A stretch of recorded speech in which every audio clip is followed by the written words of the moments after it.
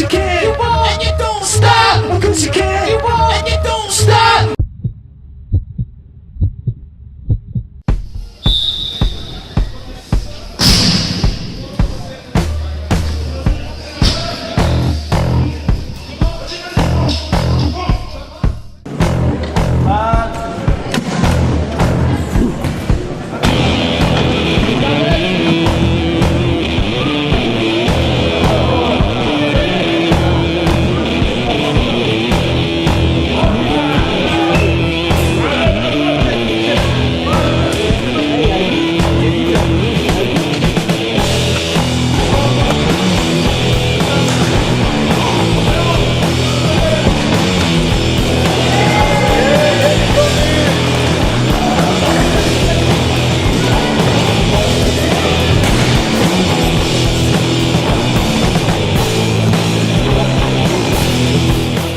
Alors, bon, dès le départ, c'est 4 contre 4, avec des joueurs qui sont offensifs et des joueurs défensifs.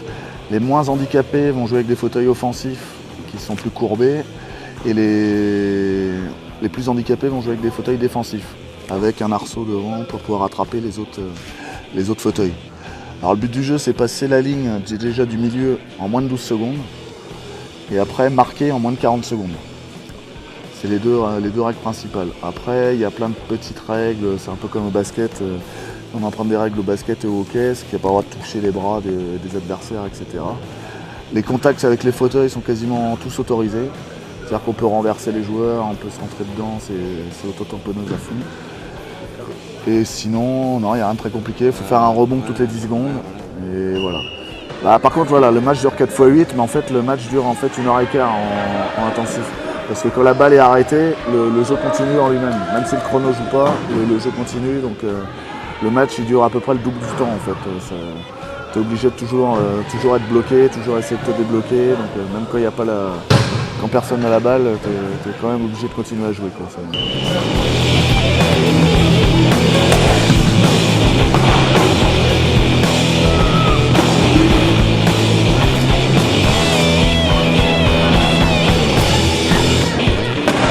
Le rôle de tout le monde, plus ou moins handicapé, est super important parce que déjà on est 4 par équipe, donc chaque joueur est super important, quoi.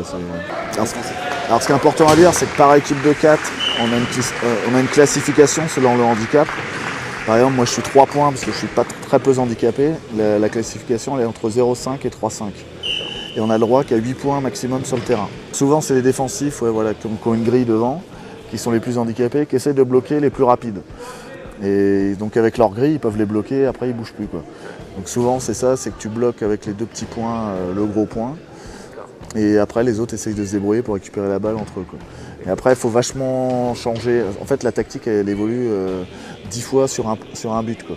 C'est-à-dire que tu vas prendre un joueur au départ, mais en fait après tu es obligé de changer, prendre un autre. C'est très très tactique.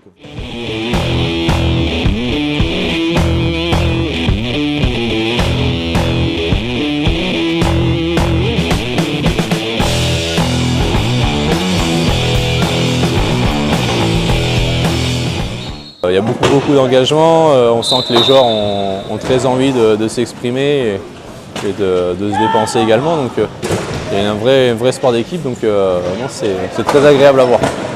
Donc non, les mecs vraiment s'investissent à fond, on sent que c'est une compétition qui leur tient à cœur. Au niveau du jeu, on retrouve complètement des similitudes, notamment au niveau de l'engagement, c'est un sport collectif, donc de la communication. Voilà, les gens s'entraident, s'encouragent aussi également.